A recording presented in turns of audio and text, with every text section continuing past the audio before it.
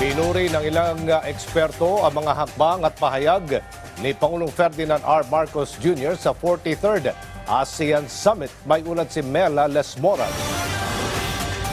Sa programang Laging Handa, iginiit ng political analyst na si Dr. Froilan Calilong na isa sa napakahalagang nagawa ni Pangulong Ferdinand R. Marcos Jr. sa 43rd ASEAN Summit and related summit sa Jakarta, Indonesia ay ang matibay na paninindigan ukol sa West Philippine Sea, lalo na sa pagsusulong ng rules-based international order ukol dito. Sa aking palagay, ito ay matatawag kong isang laban na may batayan at paninindigan. I think the president really made a very good point in trying to really assert not only the rights of the Filipinos, but more importantly, the position of the ASEAN. Para sa ikauunlad ng ating ekonomiya, sabi ni Calilong, malaking bagay rin ang ginawang paglagda roon ng Pilipinas at South Korea ng Free Trade Agreement, gayon din ang naging pakikipagpulong ni Pangulong Marcos sa ilang business leaders. I really laud the President dahil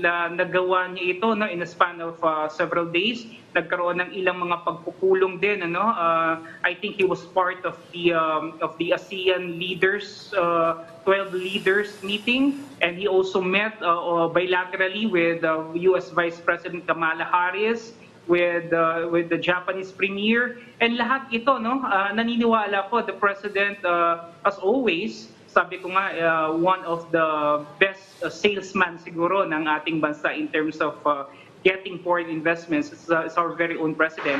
Naniniwala ako na lahat ito, mga pag-uusap na to, merong mga makabuluhang maidudulot para sa ating bansa. Isa naman sa mga nakasama ni Pangulong Marcos sa Indonesia, si House Speaker Martin Romualdez at maging ang House Leader, lubos din ang papuri sa tagumpay ng misyon ng Presidente. Kabilang na riyan ang naging pagsusulong nito ng ibayong kooperasyon para sa food security sa rehiyon at pagtitiyak ni Romualdez, handa ang Kamara na magpasa ng mga kinakailangang panukalang batas para mapaigting pa ang mga mekanismo ukol dito. Dito sa Pilipinas, babantayan din anya ng Kongreso ang masusing paggamit ng 2024 budget para sa sektor ng agrikultura, sa ngalan na rin ng sapat na supply ng pagkain sa bansa. Mela Lesmoras para sa Bayan.